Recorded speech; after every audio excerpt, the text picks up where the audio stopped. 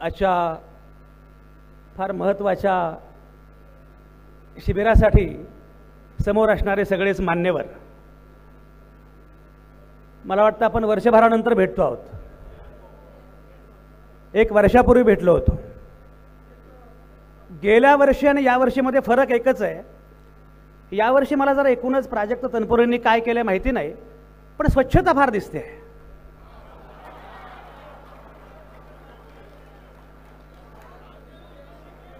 गेल्या वेळी मी बोललो नाही, पण दुर्गंधी जरा जास्त होती आणि कचरा बराच होता. यावेळी मी पाहतोय की सगळा कचरा दूर झालेला आहे आणि सगळं स्वच्छ वातावरण आहे. साईबाबांच्या चरणी असं प्रसन्न वातावरण पाहिजे. तर ज्यांना आईबाबा कळले नाही त्यांना साईबाबा कसे कळतील?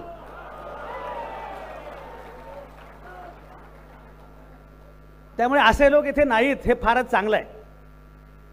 खरं म्हणजे त्या लोकांना बहुतेक साईबाबांपेक्षा सुद्धा कामाख्या जास्त नीट कळलेली आहे. त्यामुळे त्यांना कामाख्याकडे जाऊ द्या. पण तुम्हाला सांगू का, मी बघत होतो यावेळी सक्सेना आमची फारच फार्मात होती. महबूब शेख आमचा फार्मात आहे. चांगलं आहे. याचं कारण असं, यावेळी बस खाली असं म्हणणारे कोणी नाहीये. त्यामुळे ही मुलं फार मस्तपैकी बोलतायत, छान भाषणं करतायत जोरदारपणे. मी ती सगळी भाषणं यूट्यूबवर व्हिडिओवर बघत होतो. विकास लवांडेंनी तर डॉक्टर अमोल कोल्हेंच्या कार्यक्रमात, अमोल कोल्हे आहेत ना, अमोल कोल्हेंच्या कार्यक्रमात असलं जोरकस भाषण केलं. त्याला जवळपास 2-3 लाख व्ह्यूज होते. मी ते भाषण बघत होतो, त्याच्यावर मी शो केला त्या कार्यक्रमावर.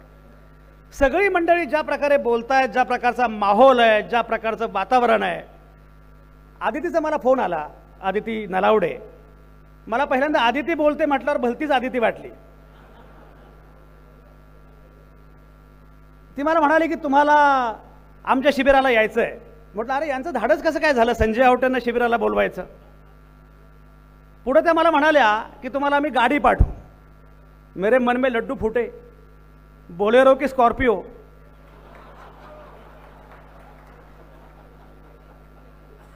एवढ्या गाड्या. आता मी म्हटलं आता गाडी पाठवणार म्हणजे मला असं वाटलं की यांच्याकडे एवढे पैसे आहेत की वक्त्यांना पण गाडी देऊ शकतात, घेऊन जा, असं सगळं एकूण चित्र आहे.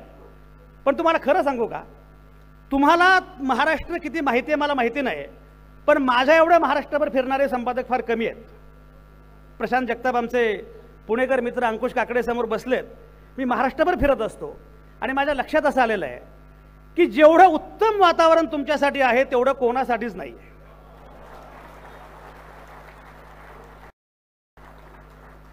विद्या चव्हाण हे मुद्दाम सांगतो यासाठी, कारण अनेकदा आपल्यालाच कळत नाही की बरं चाललंय आपलं का वाईट चाललंय. आपल्याला खूप शंका असतात. महाराष्ट्रामधलं वातावरण अत्यंत चांगलं आहे, अत्यंत अनुकूल आहे. त्याचा उपयोग तुम्ही कसा करून घ्यायचा हे पूर्णपणे तुमच्यावर अवलंबून आहे. एक लक्षात घ्या, एवढी सगळी सर्वेक्षणं मॅनेज केली गेली, पण तरीसुद्धा महाराष्ट्राच्या अनुषंगानं जे सर्वेक्षण झालं महबूब, ते शेवटी महाविकास आघाडीची बाजू अधिक चांगली आहे हेच सांगणारं होतं. मला असं वाटतं की मुळामध्ये राष्ट्रवादी काँग्रेस पक्ष जो काही आज आहे तो खरा राष्ट्रवादी काँग्रेस पक्ष आहे. त्याला अधिष्ठान आहे, त्याला विचारांची मांडणी आहे. आणि मला असं वाटतं, जितेंद्र आव्हाड पुढे बसलेले आहेत, राम मंदिराच्या अनुषंगानं, रामाच्या अनुषंगानं बऱ्याच गोष्टी सुरू आहेत. त्यांना सांगितलं पाहिजे की अरे राम वनवासामध्ये गेला कोणासाठी? वडिलांचं वचन पूर्ण करण्यासाठी. जे वडिलांना वनवासामध्ये पाठवतात त्यांनी रामाबद्दल बोलू नये.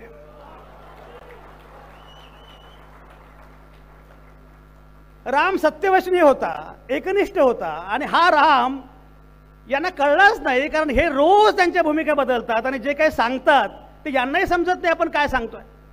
मला गंमत वाटली. मी शिर्डीमध्ये, मी महात्मा फुले कृषी विद्यापीठाचा विद्यार्थी आहे आणि राहुरीला माझं विद्यापीठ आहे.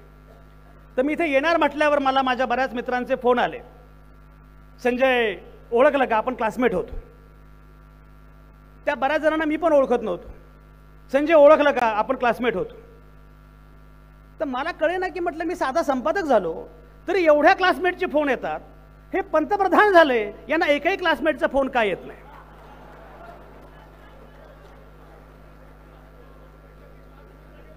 कोणीतरी म्हटलं पाहिजे ना, कोणीतरी म्हटलं पाहिजे ना की बाबा आम्ही एकत्र एका वर्गामध्ये शिकलो. कोणीतरी म्हटलं पाहिजे, कोणीतरी म्हटलं पाहिजे ना की अरे यांनी आम्हाला चहा दिला आणि आम्ही प्यायलो. ज्यांचा सत्याशी संबंध नाही, ज्यांचा खरेपणाशी संबंध नाही, अशी माणसं रामाबद्दल बोलतात तेव्हा तुम्ही अजिबात चिंता करू नका. आणि अब्बाड साहेब, मी नेहमी सांगत असतो की मुळामध्ये रामायणाचे 300 वर्जन्स आहेत. प्रत्येकाची आपली सांस्कृतिक मांडणी आहे. कदाचित तुम्ही जी मांडणी केली ती मांडणी सुद्धा मांडणारा एक वर्ग असतो महाराष्ट्रामध्ये, आणि या प्रत्येक वर्गाला ॲड्रेस करणं आवश्यकच असतं. मुद्दा तो नाही.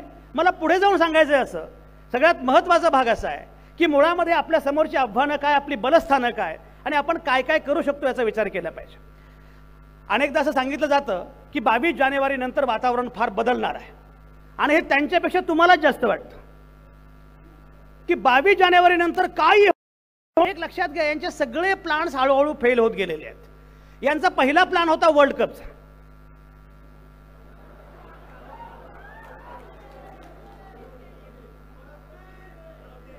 आता पवार साहेब बीसीसीआय आयसीसीआयचे अध्यक्ष प्रमुख होते, त्यांना विचारा, हा जगातला पहिला वर्ल्ड कप होता की ज्या वर्ल्ड कपला वर्ल्ड मधले प्रेक्षकच नव्हते. मी आमच्या गहुंजाच्या स्टेडियमवर भारत बांगलादेश मॅच होती. रोहित पवार कुठे आहेत? रोहित पवार होते त्याला. भारत बांगलादेश मॅच होती, तिथे बांगलादेशचे प्रेक्षकच नव्हते. प्रामुख्यानं सगळे फक्त हे प्रेक्षक, भारतीय प्रेक्षक. आणि शेवटची जी मॅच होती त्या मॅचला तर अंतिम सामना अहमदाबादला, एवढे सगळे स्टेडियम खचाखच भरलेलं, पण त्यामध्ये निमंत्रण कपिल देवला नाही. कपिल देवची भूमिका ज्यानं केली त्या रणवीरला आमंत्रण, कपिल देवला आमंत्रण नाही, कारण मी एकटाच ना, मी एकटाच. आणि सगळं झालं, आणि सगळं झाल्यानंतर समारोप जो काही झाला तो इतका भयंकर झाला, जणू काही त्या दिवशी अहमदाबादमधल्या क्रिकेट स्टेडियमची अवस्था अशी होती की एखाद्या पार्टीची सभा आहे आणि मग कुठल्याही सिक्सर चौकार जय राम अशा प्रकारच्या राष्ट्रवादाचा सगळा तो एक्सप्रेशन आपण बघितलं. शेवटी काय झालं हे आपण पाहिलं. त्यामुळे आता यांनी कितीही विचार केला तरी त्यांचे प्लॅन्स फार यशस्वी ठरतील असं मानण्याचं कारण नाही. तुम्ही त्यांची चिंता करू नका, तुम्ही चिंता केली पाहिजे तुमची.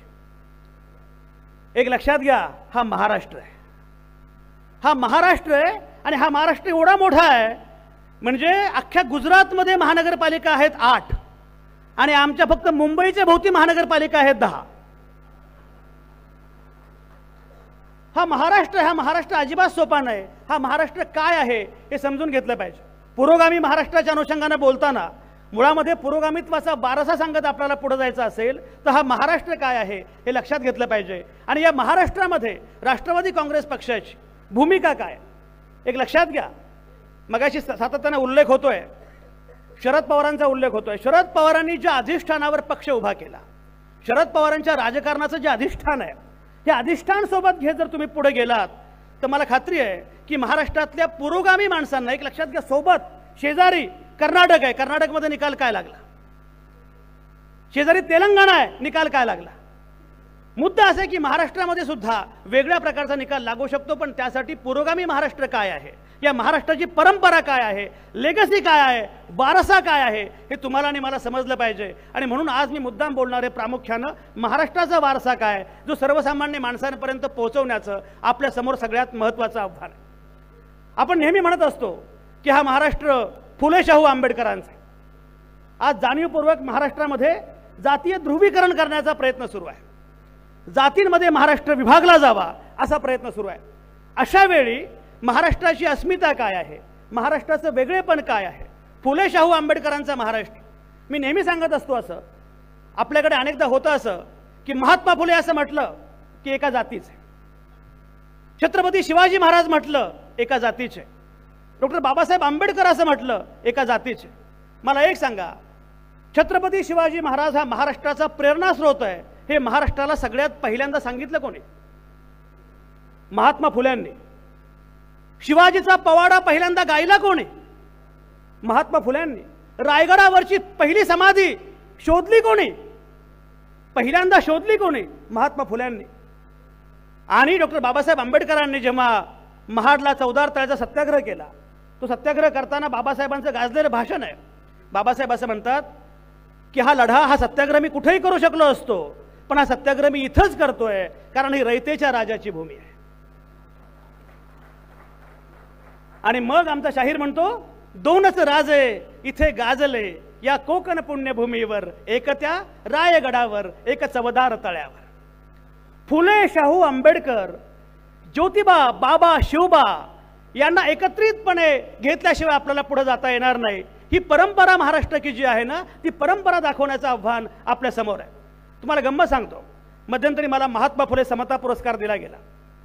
जयंत पाटील साहेब मला म्हणाले, तुम्ही त्या भाषणात नक्की काय बोललात? मला महात्मा फुले समता पुरस्कार दिला गेला. तो पुरस्कार दिला गेला फुले वाड्यावर आणि छगन भुजबळ यांच्या हस्ते. मला लोकांनी विचारलं की तुम्ही हा पुरस्कार स्वीकारणार का? फुलेंच्या नावाचा पुरस्कार आहे, त्यामुळे तो पुरस्कार मी नक्की स्वीकारणार. मी त्या भाषणामध्ये असं म्हणालो, मला महात्मा फुले समता पुरस्कार मिळतो आहे असं म्हटल्यावर मला फोन आले. त्या फोनमध्ये प्रामुख्यानं 2 वाक्य होते. पहिलं वाक्य असं होतं, आवटे साहेब तुम्हाला महात्मा फुले समता पुरस्कार मिळाला, अभिनंदन. आणि दुसरं वाक्य, आवटे साहेब तुमची जात कुठली? म्हटलं अरे, ज्या माणसानं जाती अंतासाठी काम केलं त्या महात्मा फुलेंच्या नावाचा पुरस्कार मिळाल्यानंतर तुम्ही मला जात कशी काय विचारता? मला आठवलं जेव्हा आचार्य प्र के अत्र्यांनी महात्मा फुल्यांवर सिनेमा केला. तो सिनेमा खूप चांगला सिनेमा होता, आजही तो उपलब्ध आहे, तुम्ही बघू शकता. त्याला राष्ट्रपती पुरस्कार मिळाला आणि त्या पुरस्कार मिळाल्यानंतर महात्मा फुल्यांचा सत्कार झाला पुण्यामध्ये.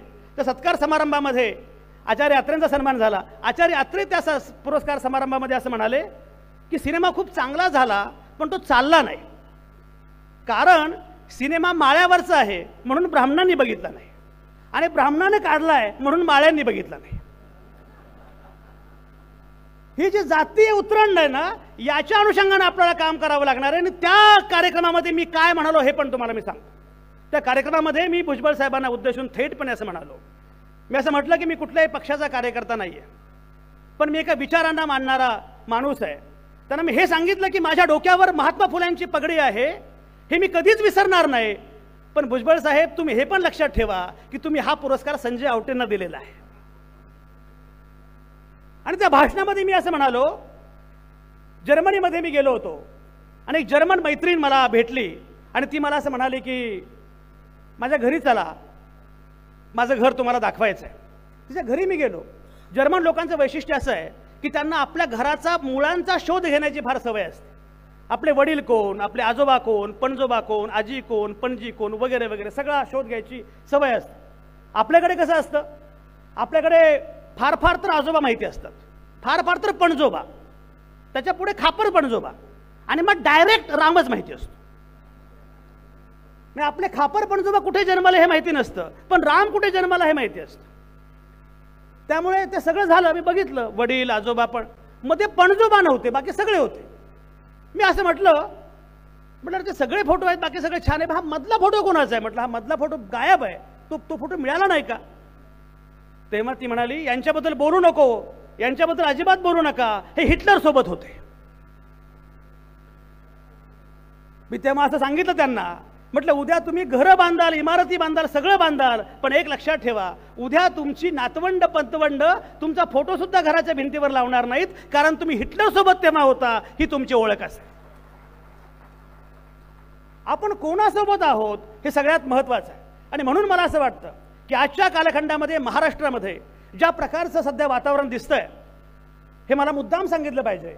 आणि हे दिसतंय वातावरण, हे वेगळं सांगण्याची आवश्यकता नाहीये, पण तरी मुद्दाम सांगितलं पाहिजे. ज्या प्रकारच्या गोष्टी घडल्या, एक लक्षात घ्या, 2019 मध्ये जो प्रयोग महाराष्ट्राने केला, तो प्रयोग भारतामध्ये अभूतपूर्व होता. अशा प्रकारचा प्रयोग कुठेही झालेला नव्हता. पाऊस पडतो, पण पाऊस असा पडतो हे पहिल्यांदाच कळलं लोकांना. पावसामध्ये सभा झाली, त्यानंतर ज्या प्रकारे सरकार स्थापन झालं, पण तुम्हाला मी सांगतो, सरकार पडल्यानंतर उलट पक्षी तुमच्याबद्दलची सहानुभूती कैक पटींनी वाढलेली आहे, कैक पटींनी वाढलेली आहे. आणि मला आवडलं की सक्सेना थेटपणे बोलले. आता अलीकडे तर लोक मित्रमंडळ बोलायला लागलेले आहेत, मेहबूब आमचा थेटपणे बोलतायत, हे फार चांगलं आहे. तुमच्याविषयी प्रचंड सहानुभूती आहे. उद्धव ठाकरेंच्या विषयी असणारी सहानुभूती कैक पटींनी वाढलेली आहे. मी उद्धव ठाकरेंना असं म्हटलं की मुख्यमंत्री असणाऱ्या उद्धव ठाकरेंपेक्षा मुख्यमंत्री पद गेलेले उद्धव ठाकरे फार मोठे आहेत. म्हणजे उलट ते मुख्यमंत्री राहिले असते तर किती फायदा झाला असता तुम्हाला माहिती नाही. पण आता उलट पक्षी त्यांच्याविषयीची सहानुभूती ज्या प्रकारे आणि ज्या प्रमाणामध्ये वाढलेली आहे, एकीकडे ती सहानुभूती वाढलेली आहे, हा पहिला मुद्दा आहे. दुसरीकडे राष्ट्रवादी काँग्रेसमध्ये जे घडलं त्यानंतरची सहानुभूती जी वाढलेली आहे, आज मला असं दिसतंय की काँग्रेस, राष्ट्रवादी काँग्रेस आणि शिवसेना यांची ताकद ज्या प्रमाणात वाढलेली आहे. पण त्यासाठी तुम्हाला मी एक मात्र मुद्दाम सांगतो, आवर्जून सांगतो की तुम्हाला बोलावं लागणार आहे. तुम्हाला बोलावं लागणार आहे. मी तुमचा मित्र स्नेही म्हणून सांगतो. एकच भीती अशी आहे की लोकांना काहीतरी हे काही गडबड तर नाही ना, अशी शंका सुद्धा मनात येता कामा नये. अशी शंका सुद्धा मनात येता कामा नये. त्यासाठी बोलावं लागणार आहे. आक्रमकपणे भूमिका घेत थेटपणे सांगावं लागणार आहे की आमची भूमिका काय आहे, आम्ही कुठल्या मूल्यांसाठी काम करतो, आम्ही कुठल्या अधिष्ठानासाठी काम करतो. एक लक्षात घ्या, पुण्यामध्ये भिडेवाडा, आता भिडेवाड्याचं राष्ट्रीय स्मारक होत आहे. राष्ट्रीय स्मारक होत आहे, त्या अनुषंगाने आम्ही बोलत होतो आणि माझ्या लक्षात असं आलं की आपल्याकडचा सामाजिक सलोखा कुठल्या प्रकारे होता, कुठल्या प्रमाणामध्ये होता बघा. म्हणजे मुळामध्ये एक मागे तुम्हाला मी गंमत सांगितली होती, ती गंमत आज पुन्हा एकदा सांगतो. म्हणजे जातीय सलोखा कुठल्या स्वरूपाचा होता आपल्याकडे, कुठल्या स्वरूपाचा आहे याचं भान आपल्याला किमान असलं पाहिजे.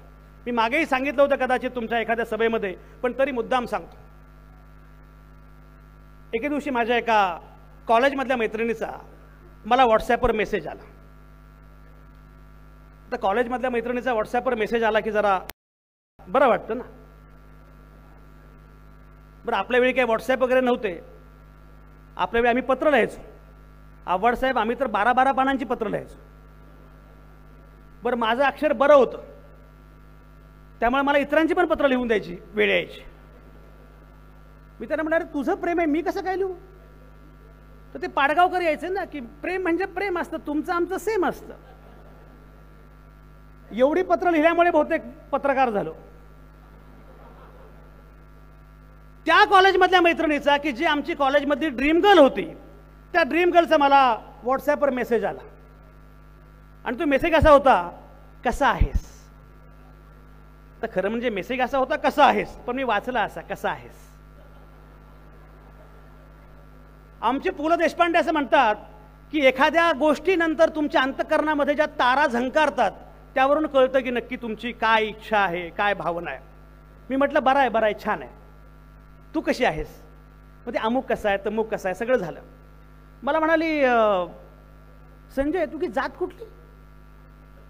म्हटलं, एकदम भस्कन जातीवरच आली ही. काही लोक असे असतात, म्हणजे आवटे म्हणजे कोण वगैरे, ते थेटपणे जातच विचारतात, तुमची जात कुठली? मी म्हटलं, का ग बाई? म्हणजे नाही, कॉलेजमध्ये तू आपल्या मॅगझिनचा संपादक होतास आणि वक्तृत्व स्पर्धांचा विजेता होतास, तर मला असं वाटलं की तू ब्राह्मण असणार. म्हटलं, तेव्हा असं का वाटलं हे माहिती नाही, आणि आता असं का वाटत नाही? तर म्हणून नाही, डीपी, वंदना चव्हाणाचा डीपी फार महत्त्वाचा असतो. मला मुंबईमध्ये एक बाई भेटल्या, मला म्हणाल्या, आवटेसाहेब ओळखलं का? आपण फेसबुकवर फ्रेंड आहोत. मी म्हटलं, प्रत्यक्ष भेटल्यावर ओळखू येईल असा डीपी ठेवत चला.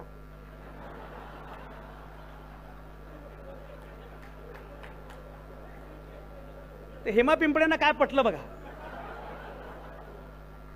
आपण पूर्वी काय करायचो की मेकअप करून फोटो काढायचो, आता हे फोटो काढून मेकअप करतात. परवा मी शेवटी सांगितलं एका जणाला, आपण तेवढे सुंदर नसतो जेवढे डीपीवर असतो, आणि तेवढे वाईट नसतो जेवढे आधार कार्डावर असतो. ते म्हणजे डीपी, तुमचा डीपी जो आहे ना, म्हणजे तो डीपी बघितला, आणि डीपी बघितल्यानंतर मला असं वाटलं की तू ब्राह्मण नसणार. तर माझा डीपी काय होता? माझा डीपी असा होता, महात्मा फुले जयंती निमित्त संजय आवटे यांचे व्याख्यान, असं मागे बोर्ड होता. मी बोलतोय आणि माझ्या गळ्यामध्ये जय भीम असा स्कार्फ आहे आणि माझं भाषण. मी म्हटलं, बरं बाई, तुला हे बघून मी ब्राह्मण नाही असं म्हणजे महात्मा फुलांवर बोलतोयस, म्हणजे तू ब्राह्मण नसणार. मी म्हटलं, तुला महात्मा फुलांबद्दल काय माहिती आहे? तर म्हणे, मला महात्मा फुलांबद्दल फार काय माहिती नाही. म्हटलं, ते कळलंच, तरी पण काय माहिती आहे जरा सांग. म्हणे, मला 4 गोष्टी माहिती आहेत. पहिली गोष्ट मला माहिती आहे ती म्हणजे महात्मा फुले यांनी मुलींची पहिली शाळा सुरू केली. म्हटलं, बरोबर आहे, तुला हे माहिती नाही? महात्मा फुले यांनी मुलींची पहिली शाळा सुरू केली तेव्हा तात्याराव भिडे नावाचे, आता भिडे म्हटलं की भीती वाटते, आणि तरी आपण भिडेपोटी बोलत नाही. तात्याराव भिडे नावाच्या त्यांच्या मित्रानं त्यांना जागा दिली हा पहिला मुद्दा. दुसरा मुद्दा म्हणजे हे अनेकांना माहिती नाही, त्या मुलींच्या पहिल्या शाळेमध्ये सगळ्या मुली या ब्राह्मण होत्या. सावित्रीबाई फुलेंना महात्मा फुल्यांसोबत ज्यांनी शिकवलं त्यामध्ये परांजपे होते, गोवंडे होते, हे सगळ्यांनी शिकवलं, हे सगळे सोबतच होते. हा पहिला मुद्दा. दुसरं म्हटलं तुला काय माहिती आहे, म्हणजे की महात्मा फुल्यांनी आणि केशवपनाच्या विरोधात संप केला. मेहबूब तेव्हा प्रथा होती, नवरा वारला गेल्यानंतर बायकोचं केशवपन केलं जायचं. मी म्हटलं केशवपनाची प्रथा कुठल्या जातीमध्ये होती? कोळी, साळी, माळी, कुणबी यांच्यामध्ये ही प्रथा नव्हती. तुम्ही काकस्पर्श पाहिला असेल.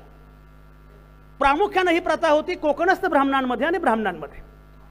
ब्राह्मण स्त्रियांचं केशवपन होऊ नये म्हणून महात्मा फुल्यांनी ओबीसी न्हाव्यांचा रोजगार बुडवला.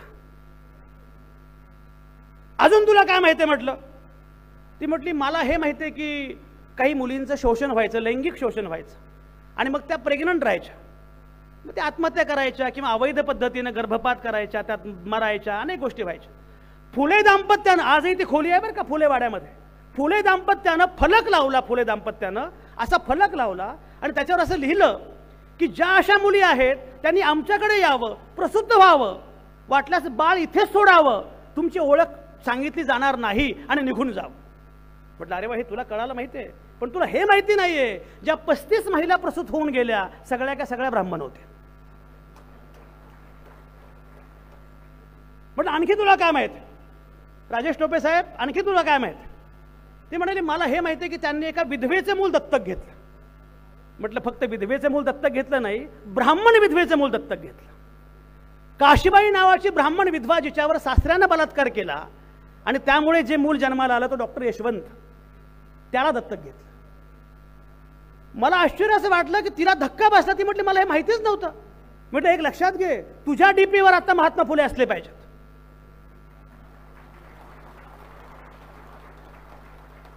काही दिवसांनी, 10-12 दिवसांनी तिचा मला व्हॉट्सॲपवर पुन्हा हॅलो असा मेसेज आला. आणि फौजिया खान साहेब लक्षात घ्या, फौजियाजी तेव्हा त्या डीपीवर तिच्या महात्मा फुले आणि सावित्रीबाई फुले होते. याचे 2 अर्थ आहेत. आपण परिवर्तनाची लढाई लढत राहिलो तर परिवर्तन होऊ शकतं, हा पहिला अर्थ आहे. आणि दुसरा अर्थ असा की कॉलेजमधल्या मैत्रिणीला आपण 20 वर्षांनंतर सुद्धा मनवू शकतो. हेमंत टकले साहेबांना किती पटलं बघा. मुद्दा असा आहे की मुळामध्ये हा विचार लोकांपर्यंत सांगत गेलं पाहिजे की हा विचार आहे जाणीवपूर्वक जातीमध्ये कलह, धर्मामध्ये कलह, जात विरुद्ध जात, धर्म विरुद्ध धर्म. अरे भारताची आयडिया किती वेगळी आहे. मी नेहमी सांगत असतो असं की तुम्ही शहरांची नावं बदलत सुटला आहात, तुम्ही शहरांची नावं बदलाल पण शहर हा शब्द उर्दू आहे, त्याचं काय कराल? एवढंच नाही, पेशवे हा शब्द उर्दू आहे, त्याचं काय कराल? फडणवीस हा शब्द उर्दू आहे, त्याचं काय कराल? मेहबूब ही परंपरा आहे भारताची. माझ्या एका कवितेमध्ये वी द चेंज आम्ही भारताचे लोक नावाचं माझं पुस्तक आहे. शरद पवार साहेबांच्या हस्ते 2018 मध्ये त्या पुस्तकाचा प्रकाशन समारंभ जोरकसपणे केसरी वाड्यावर झाला होता. त्याला राजीव सातव आज आपल्या सोबत नाही आहेत. राजीव सातव होते, राजू शेट्टी होते, यशवंत मनोहर होते, कपिल पाटील होते. खूप जोरकस कार्यक्रम झाला. त्या पुस्तकामध्ये एक कविता आहे. ती कविता अशी आहे, तुम्ही भाग मिल्खा भाग बघितलाय का? सिनेमे वगैरे बघत चला, साहेबांकडनं काहीतरी शिका. राजकारणामध्ये अनेक गोष्टी असतात. एक भाजपचे केंद्रातले ज्येष्ठ नेते आम्हाला भेटले आणि म्हटले आपण गप्पा मारूया, लेकिन पॉलिटिकल कुछ नहीं, ऐसे गप्पा मारेंगे. आता आम्हाला पवार साहेबांसोबतच्या गप्पांचा अनुभव, आम्ही नवीन सिनेमा, नवीन पुस्तक, ते सिनेमा में देखता नहीं, किताब में पढ़ता नहीं, म्युझिक में सुनता नहीं. म्हटलं मग तुझ्याशी बोलायचं काय? तुझ्याशी बोलायचं काय? मुद्दा असा, भाग मिल्खा भाग नावाचा सिनेमा आहे. ती कविता अशी आहे, धर्माने पेटवलेल्या वणव्यातून मिल्खा सिंग धावत असतो. धर्माने पेटवलेल्या वणव्यातून मिल्खा सिंग धावत असतो. धावणाऱ्या मिल्खाच्या रूपात फरहान अख्तर दिसतो. टाळ्या पिटणाऱ्या कोणालाच दोघांचाही धर्म ठाऊक नसतो. अरे तुम्ही कितीही नाकारलीत तरी हीच माझ्या देशाची गाथा आहे. भल्या भल्यांचा उतरवला तोरा, तुमची काय कथा आहे, आम्ही भारताचे लोक, हीच आमची ख्याती आहे. एक लक्षात घ्या, हा भारत कुठल्या नरेंद्र मोदींचा नाहीये, हा भारत कुठल्या राहुल गांधींचा नाहीये, हा भारत तुमचा आणि माझा सर्वसामान्य माणसांचा आहे. मला लोक विचारतात, तुम्ही एवढे पोटतिडकीनं का बोलता, यांची सत्ता आल्यावर तुम्हाला काय फायदा होतो. मला सत्तेत आले की एकही फोन करत नाहीत, मला फायदा काहीच होत नाही. पण तरी मी हे बोलतोय कारण असं आहे की मला कोणाची सत्ता आली आणि कोणाची गेली याच्यामध्ये रस नाहीये. मला सामान्य माणूस म्हणून माझी सत्ता राहिली पाहिजे याच्यावर माझा विश्वास आहे.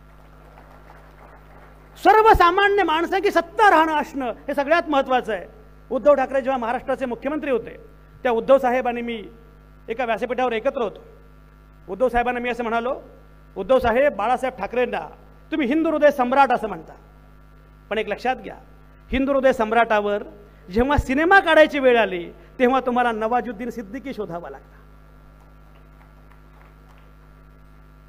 डिस्कवरी ऑफ इंडिया या नेहरूंच्या पुस्तकावर जेव्हा भारत एक खोज नावाची मालिका निघाली तेव्हा छत्रपती शिवरायांची भूमिका करण्यासाठी तुम्हाला नसरुद्दीन शहा शोधावा लागला.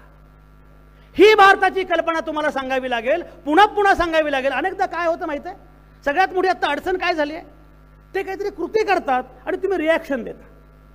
तुम्ही रिॲक्शनरी झालेले आहात. तुम्हाला तुमचा कृती कार्यक्रम ठरवावा लागेल की आमचा कृती कार्यक्रम हा आहे. या देशामध्ये सर्वसामान्य माणूस महत्त्वाचा आहे हे तुम्हाला वारंवार सांगावं लागेल. आणि सर्वसामान्य माणूस महत्त्वाचा असेल तर मी मगाशी म्हटल्याप्रमाणे तुम्हाला या लढ्यामध्ये आणि लढाईमध्ये तुम्हाला थेटपणे भूमिका घ्यावी लागेल. सुप्रिया सुळे कुठे आहेत? माझं हे मुद्दाम आवाहन आहे की आता या सगळ्या वरिष्ठ नेत्यांनी, सुप्रिया सुळे वगैरे सगळ्या वरिष्ठ नेत्यांनी आता जाहीरपणे आक्रमक भूमिका घेत तुम्हाला काय करायचंय हे सांगावं लागेल. याचं कारण एक लक्षात घ्या, मी लोकांमध्ये फिरतो, संपादक आहे, पत्रकार आहे, मला लोक काय चर्चा करतात हे पण माहिती आहे. त्यामुळे तुम्ही वारंवार माझा दादा म्हणत गेलात ना, ते फार चालणार नाही.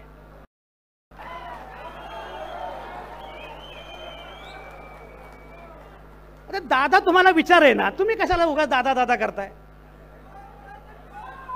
म्हणजे आमचा दादा म्हणजे अमिताभ बच्चन आहे, तो निघाला जॉनी लिव्हर.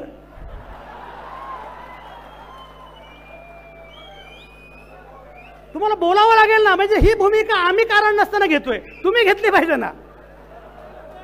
ही घेतली पाहिजे की नाही ही भूमिका तुम्ही.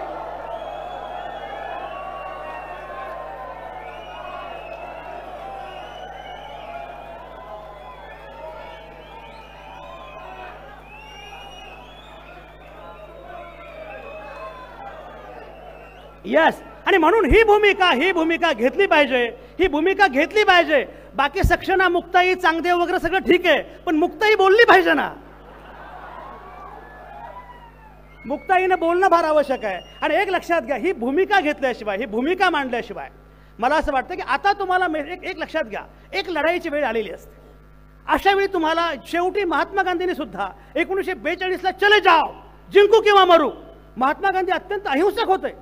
त्यांना या प्रकारे डू ऑर डाय हे महात्मा गांधींना शोभत नव्हतं, पण तरीही महात्मा गांधी म्हणाले जिंकू किंवा मरू. ती वेळ आता आली की नाही? आणि ती वेळ आलेली असताना जर तुम्हाला या प्रकारची संदिग्ध भूमिका तुम्ही घेतलीत तर कार्यकर्ते संदिग्ध होतील. आणि आता एवढा वेळ आपल्याकडे उरलेला नाही.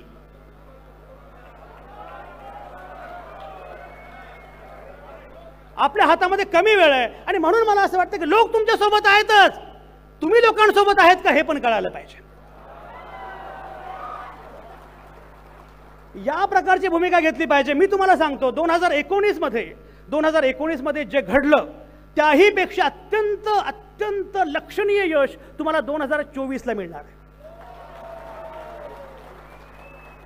लोकसभेला काय होईल ते मी आता सांगत नाही, पण राज्याच्या अनुषंगाने मात्र मी तुम्हाला सांगतो की ग्राउंडवर आता चित्र ज्या प्रकारचं आहे, लोकांच्या, एक लक्षात घ्या, लोकांच्या मनामध्ये असंतोष असतो, त्या असंतोषाचा नायक हवा असतो.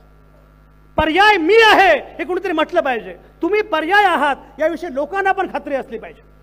आणि जेव्हा तुम्ही पर्याय आहात याची खात्री पटते तेव्हा लोक तुमच्यासोबत उभे राहतात. मी मगाशी म्हटल्याप्रमाणे या देशामध्ये सर्वसामान्य माणूस हाच महत्त्वाचा आहे. सर्वसामान्य माणूस हा केंद्रबिंदू आहे. एक लक्षात घ्या, जेव्हा संविधान तयार झालं तेव्हा संविधान अर्पण कोणाला करायचं असा मुद्दा पुढे आला होता. कुठलंही पुस्तक असलं की त्याला अर्पण पत्रिका असते, आव्हाड साहेब अर्पण पत्रिका असते. आमच्या एका मित्रानं पवार साहेब एक कादंबरी लिहिली, त्याला अर्पण पत्रिका होती माझ्या प्रिय बायकोला सप्रेम भेट. सप्रेम खाली लिहिलं होतं, जी नसती तर हे पुस्तक 4 वर्षांपूर्वी झालं असतं. सगळ्या महिलांना किती पटलं बघा. संविधान पूर्ण झाल्यावर संविधानाची अर्पण पत्रिका काय असावी याच्या अनुषंगाने चर्चा सुरू झाली की ही अर्पण पत्रिका काय असेल. तेव्हा काही जण म्हणाले की यांना अर्पण करा, त्यांना अर्पण करा. लोकांनी सांगितलं की कोणाच्याही चरणी आम्ही आमचं संविधान अर्पण करणार नाही. आणि म्हणून भारताचं संविधान हे जगातलं एकमेव संविधान आहे जे असं म्हणतं, आम्ही भारताचे लोक, आम्हीच आमच्या प्रती ही घटना अर्पण करतो आहोत. इथे सर्वसामान्य माणूस केंद्रबिंदू आहे आणि सर्वसामान्य माणसाची ताकद काय आहे. मी मगाशी म्हटल्याप्रमाणे अरे 14 कोटीचा महाराष्ट्र आहे, 15 कोटीचा महाराष्ट्र आहे. तुम्ही कल्पना करा, म्हणजे लोकसंख्येचा विचार केला, तुम्ही गुगलवर जा. आता गुगल हा गुरु आहे. काही वर्षांनी सुनील गव्हाणे, तुमचं पण छान चाललंय, आता तुमचं सगळ्यांचं फारच बरं चाललंय, मला भारी वाटतंय. तुम्ही गुगलवर जर गेलात, आणि आता गुगल हा गुरु आहे. पूर्वी काय होतं की पूर्वी गुरुपौर्णिमा होती, आता काही वर्षांनी गुगल पौर्णिमा साजरी होईल. तुम्ही गुगलवर गेलात तर गुगलवर तुमच्या लक्षात येईल की लोकसंख्येचा विचार करता महाराष्ट्र हा जगातला 10व्या नंबरचा देश आहे. जगातल्या 9 देशांची लोकसंख्या ही महाराष्ट्रापेक्षा जास्त आहे. एवढा मोठा महाराष्ट्र आहे. या महाराष्ट्रातल्या सर्वसामान्य लोकांचा, माणसांचा विचार तुम्ही जर केलात आणि त्या प्रकारची भूमिका घेतली, सर्वसामान्य माणूस तुमच्या सोबत आहे, याच्यामध्ये काही शंका नाही आहे.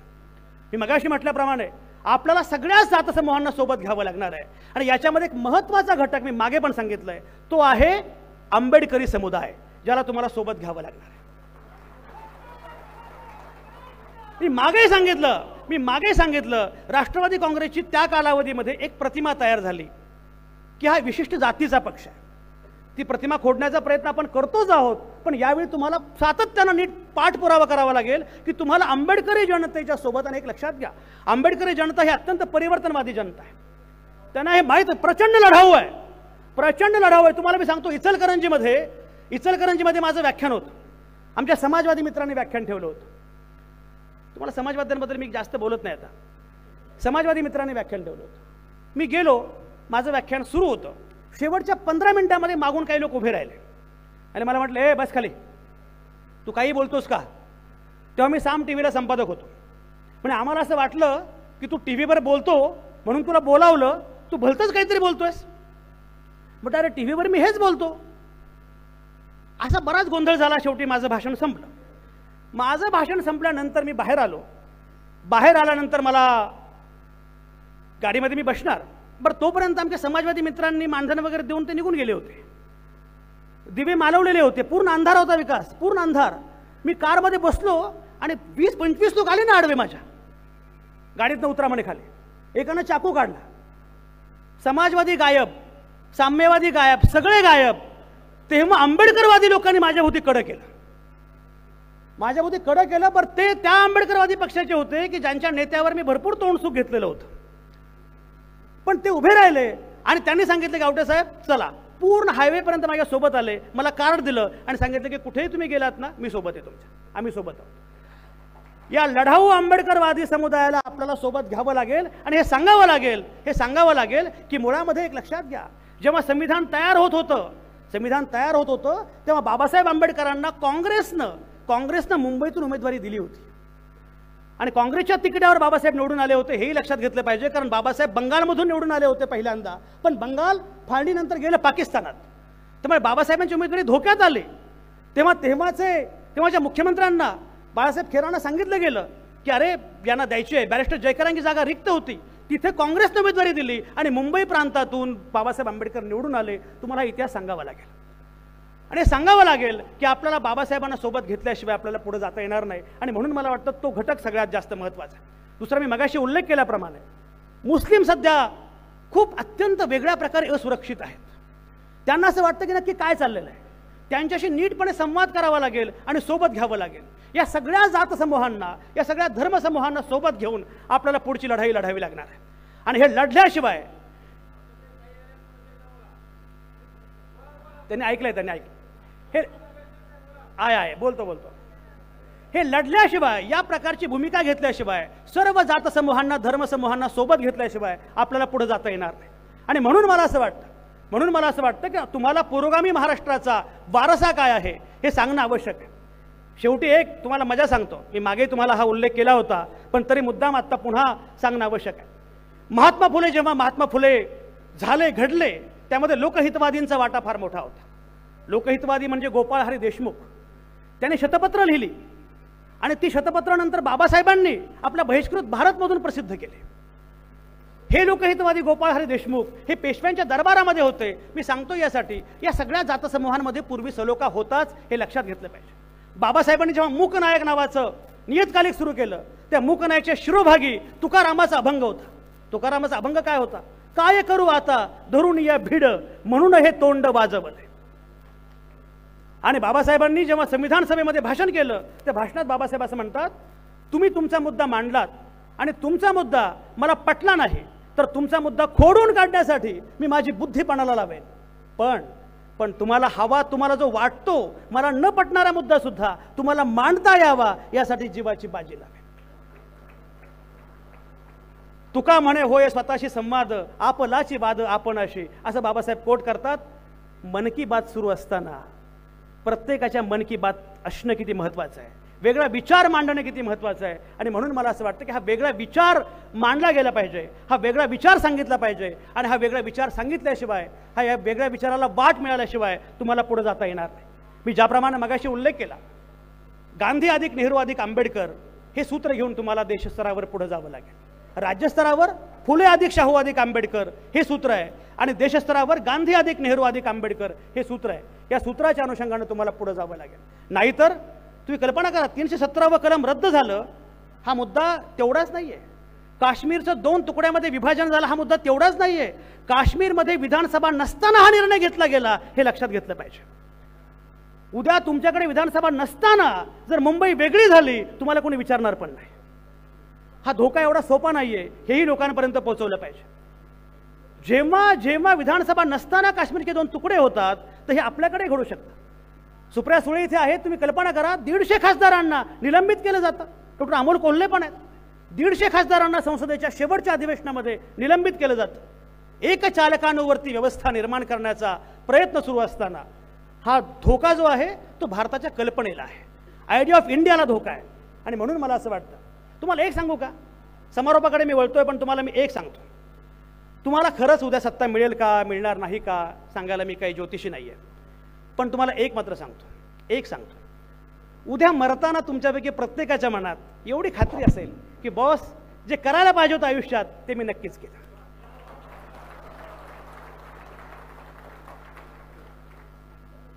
जेव्हा आग लागली होती तेव्हा मी आग लावणाऱ्यांच्या बाजूने नव्हतो, मी आग विझवणाऱ्यांच्या बाजूने होतो, ही खात्री तुम्हाला नक्कीच असेल. आणि तुमच्या उद्याच्या पिढ्या, एक लक्षात घ्या, उद्याच्या पिढ्यांना हे कळणारच आहे गडबड काय आहे ते. उद्याच्या पिढ्यांना गडबड कळणारच आहे. उद्याच्या पिढ्या हे नक्की सांगतील की अरे आपला आजोबा लढला त्या काळात, अजिबात घाबरला नाही, झुंजला, हे नक्की सांगेल. आणि म्हणून मला असं वाटतं की तुम्हाला ठरवलं पाहिजे की आपल्याला लढा नक्की कुठल्या प्रकारे लढायचा आहे. आणि हा लढा लढायचा असेल तर शेवटचा मुद्दा सांगतो की विकासाचा खरा अर्थ कळायला पाहिजे. ज्या प्रकारे आक्रोश मोर्चा डॉक्टर अमोल कोल्हे आणि मंडळी करतायत, रोहित पवार मध्यंतरी युवा संघर्ष यात्रा काढत होते, त्या सगळ्यामध्ये मुख्य मुद्दा होता विकास म्हणजे काय. विकास लवंडे, विकास म्हणजे काय, मित्रो आणि मेट्रो म्हणजे विकास नाही. मध्यंतरी प्रख्यात अर्थतज्ञ डॉक्टर अजित रानडे, जे गोखले इन्स्टिट्यूटचे कुलगुरू आहेत, ते माझ्या ऑफिसमध्ये आले होते. अजित रानडे हे रिझर्व्ह बँकेचे सल्लागार आहेत. अर्थतज्ञ असून सुद्धा सल्लागार आहेत रिझर्व्ह बँकेचे, ही फारच आश्चर्यकारक गोष्ट आहे. ते आले होते. त्यांना मी म्हटलं, रानडे साहेब, विकास म्हणजे काय, विकासाची व्याख्या काय, as an economist what is development, विकास म्हणजे काय. ते मला म्हटले, आवटे साहेब तुम्ही कधी फ्रान्सला गेलाय का. म्हटलं नाही गेलो. बरेच देश फिरायचे राहिलेले आहेत, सगळ्या देशांना जाऊ शकणारा एकच माणूस आपल्याकडे आहे.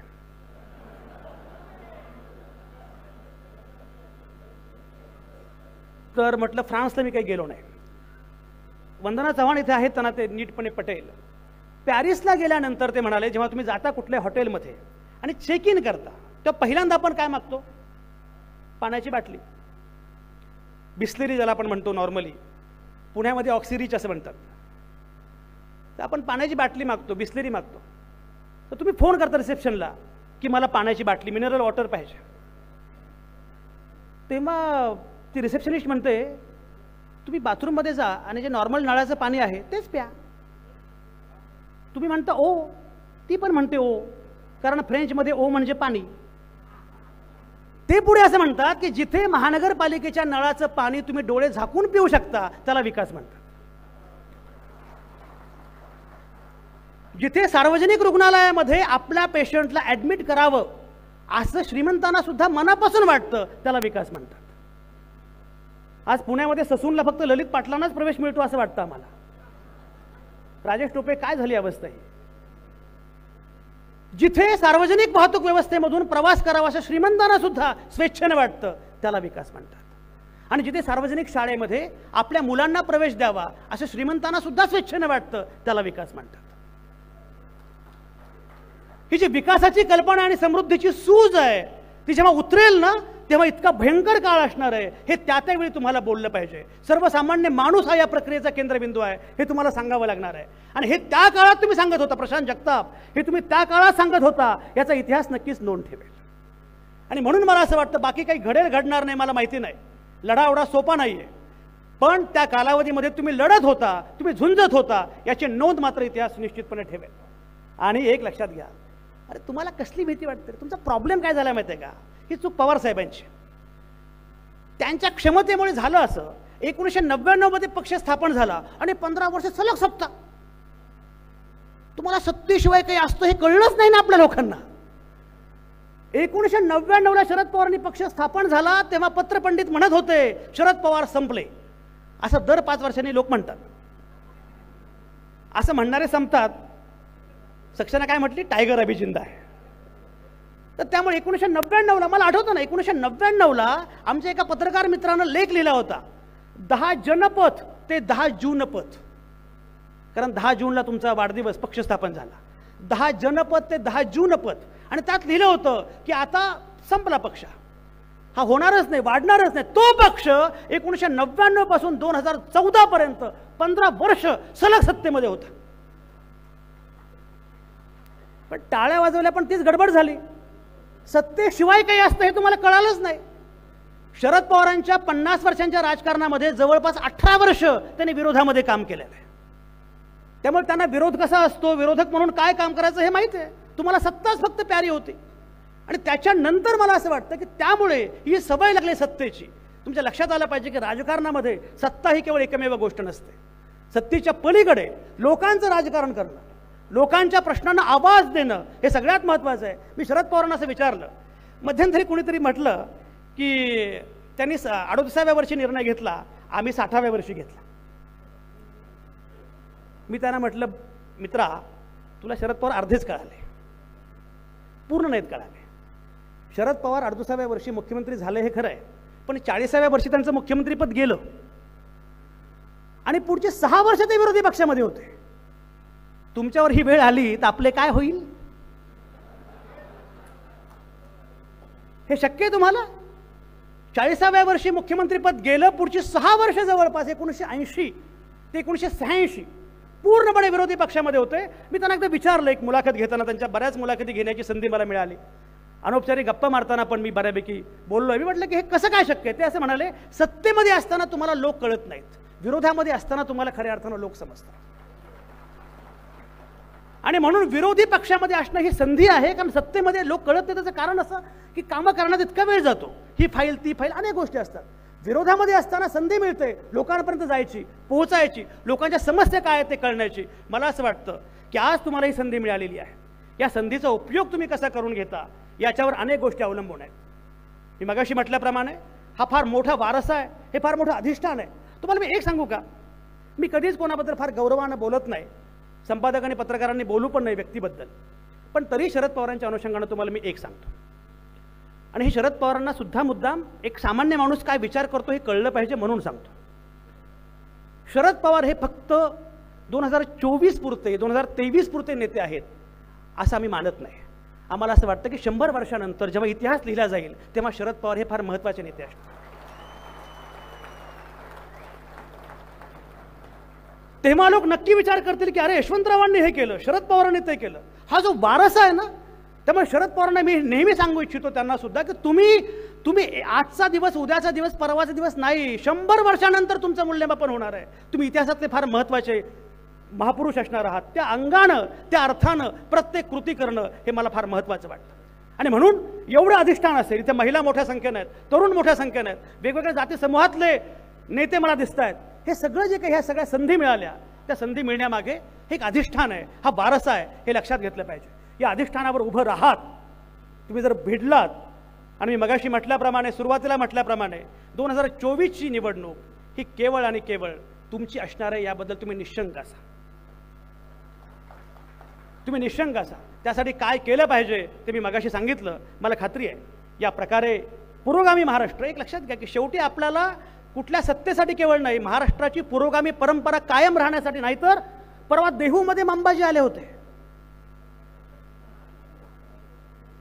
देहूमध्ये मंबाजी आले आणि ते मंबाजी तुकारामाच्या वेशामध्ये आले होते.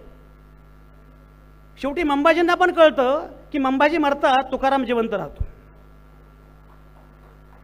हा पुरोगामी महाराष्ट्र आहे. तुकारामाची गाथा इंद्रायणीमध्ये बुडवण्याचा प्रयत्न केला, पण गाथा तरली. हा पुरोगामी महाराष्ट्र आहे. आमचा ज्ञानेश्वर त्या बड्या बंड वाल्यात ज्ञानेश्वर माने पहिला, हा आमचा ज्ञानेश्वर आहे, हा आमचा वारसा आहे, ही आमची लेगसी आहे. आणि म्हणून तुकाराम ज्ञानेश्वरांपासून ते हा सगळा वारसा लक्षात घेत पुरोगामी महाराष्ट्र जपायचं असेल तर ते आव्हान केवळ तुम्ही आणि तुम्हीच परतवून लावू शकता किंवा स्वीकारू शकता, याची मला पूर्णपणे खात्री आहे. समारोप करताना मला बाबा आमटेंची कविता आठवते. बाबा आमटे म्हणतात, कोंडलेल्या वादळाच्या या पहा अनिवार्य लाटा, कोंडलेल्या वादळाच्या या पहा अनिवार्य लाटा, माणसासाठी उद्याच्या येथून निघतील वाटा. पांगळ्यांना हात द्याया येऊ द्या बलदंड बाहू, निर्मितीच्या मुक्त गंगा द्या इथे मातीत वाहू. नांगरू स्वप्ने उद्याची भव्य ही फुलतील शेते, घाम गाळील ज्ञान येथे येथून उठतील नेते. वेदनेच्या गडदराने पिटली आनंद द्वाही, दुःख उधळा वयास आता आस वाढना वेळ नाही. शृंखला पायी असू दे मी गतीचे गीत गाई, शृंखला पायी असू दे मी गतीचे गीत गाई. अनिल देशमुख समोर बसलेले आहेत. शृंखला किती मोठ्या आहेत हे मी वेगळं सांगण्याची आवश्यकता नाही आहे. शृंखला आहेत, पण शृंखला कितीही मोठ्या असल्या तरी मी गतीचं गीत गाणार आहे. आणि गतीचं गीत आपण गात राहिलो तर मला खात्री आहे येणारा काळ फार छान असणार आहे. सुरेश भट म्हणतात त्याप्रमाणे, हे असे आहे तरी पण हे असे असणार नाही, दिवस आमुचा येत आहे तो घरी बसणार नाही. हे खरे की आज त्यांनी घेतले सारेच ठेके आणि खोके सुद्धा, हे खरे की आज त्यांनी घेतले सारेच ठेके, पण उद्या त्यांच्या चितेवर एकही रडणार नाही. कवी पुढे म्हणतो, बांधती जे रोज भिंती सांगती ते धर्म जाते, पण उद्याचा सूर्य काही त्यामुळे फसणार नाही. पुढे म्हणतो, छान झाले दांभिकांची पंढरी उद्ध्वस्त झाली. आपल्याकडे दांभिकांची गर्दी फार आहे बरं का. मला आनंद असा आहे की बरेच दांभिक निघून गेल्यामुळे आता जरा प्रामाणिक लोक पुढे दिसत आहेत.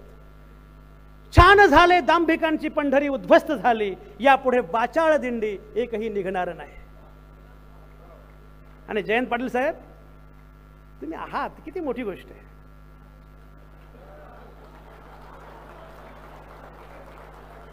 ते काही म्हणतात, आमचा भरोसा तुमच्यावर आहे आणि पूर्णपणे भरोसा आहे. त्यामुळे आजचे आमचे पराभव पचवितो आम्ही उद्यास्तव, आजचे आमचे पराभव पचवितो आम्ही उद्यास्तव, विजय तो कसला उरावर जखम जो करणार नाही. अशा अनेक जखमा घेत सक्षम आपल्याला पुढे जायचं आहे. हे असे आहे तरी पण हे असे असणार नाही, दिवस आमुचा येत आहे तो घरी बसणार नाही. हा दिवस यावा, तुम्ही सत्तेमध्ये यावेत अशी माझी फार इच्छा आहे. तुमचा मुख्यमंत्री व्हावा. मी फोन केल्यानंतर त्यांना अजिबात उचलू नये तरी माझी हरकत नाही. 2 वर्षामध्ये आमचा अनुभव असाच आहे. फोन केले, अच्छा संजय आवटे काय करता आपण, ठीक आहे आम्ही काहीच करत नाही, तरी आमची हरकत नाही. आमचा मुद्दा एवढाच आहे, तुम्ही सत्तेमध्ये येणं यासाठी महत्त्वाचं आहे की तुमच्या मुख्यमंत्र्याचा आम्ही कान पकडू शकतो. तुमच्या पंतप्रधानाचा आम्ही कान पकडू शकतो. इकडे मुख्यमंत्र्यांचा कान पकडणं सोपं आहे का? बरं तो कान कुठे आहे हेच कळत नाही मुळात. त्यामुळे हे होणं सगळ्यात महत्त्वाचं आहे. ती गंमत आहे ना की भारत पाकिस्तान सीमेवर कुत्र्यांची कळवण सुरू असते. कुत्र्यांची कळवण. कळवण शब्द माहिती आहे ना? काय शब्द आहे कळवणला? काय दुसरा काय शब्द आहे का आणखी कुठे? इकडे आपल्याकडे एवढे शब्द आहेत ना. हा भारत आहे. मध्यंतरी मी ते पिवळी बॉबी असते ना, ती बॉबी आपल्या सांगलीला निघालो होतो. मध्ये टोल नाक्याला बॉबी घेतली आणि सगळ्या बोटांना बॉबी लावून असा फोटो काढला आणि म्हटलं बॉबी सोबत मी. तो एकानं सांगितलं याला तुम्ही बॉबी म्हणता का? आम्ही याला पोंगा पंडित म्हणतो. तुम्ही काय म्हणता? असं एवढे शब्द. तर कुत्र्यांची कळवण लागलेली असते. भारतातला कुत्रा आणि चीनमधला कुत्रा. भारतातली कुत्री बरीच असतात, चीनमधला कुत्रा एकच असतो. चीनमधला कुत्रा म्हणतो अरे आमचा चीन म्हणजे काय सांगायचं, काय झाडी, काय डोंगर. आमचा चीन म्हणजे जबरदस्त भारी आहे. तर भारतीय कुत्र्याचा प्रॉब्लेम काय असतो माहिती आहे का फौजियाजी? भारतीय कुत्र्याचा प्रॉब्लेम असा आहे, तो शक्यतो बाहेर काही भांडण करत नाही, घरात गेल्यावर मग. त्यामुळे तो काही शक्यतो भारतीय कुत्रा गप्प बसला. दुसऱ्या भारतीय कुत्र्याला बोलायचं होतं पण तोंडामध्ये तंबाखू होती. एवढ्या किरकोळ भांडणासाठी तंबाखू थुंकणं काही त्याला बरं वाटलं नाही. त्यामुळे तो शांत बसला. किती छान हसतात बघा सगळे लोक. अनुभवाचं शेवटी बोल वाया जात नाहीत. तेव्हा तोंडात तंबाखू असते. मग म्हणे आता कसं काय? शेवटी त्यानं फारच सुरू केलं की चीन असा, चीन तसा, चीन ह्या, चीन ढ्या. शेवटी भारतातल्या कुत्र्यानं तंबाखू थुंकलीच. म्हटलं फार झालं, मलाही सांगा म्हणे एवढा चीन भारी आहे, तो भारतामध्ये कशाला आला? तो म्हणे काय चीनमध्ये खायला मिळतं, प्यायला मिळतं, पण चीनमध्ये भुंकायला मिळत नाही. मी भुंकण्यासाठी भारतामध्ये आलो. हा भुंकण्याचा अधिकार आहे ना, तो आपला कायम राहिला पाहिजे. आपल्याला बोलता आलं पाहिजे, आपल्याला मांडता आलं पाहिजे. आणि आपण मांडत गेलो, भांडत गेलो तर मला खात्री आहे येणारा काळ फार महत्त्वाचा आहे. येणारा काळ खूप चांगला आहे. या सगळ्यासाठी तुम्हाला खूप मनापासून शुभेच्छा. धन्यवाद.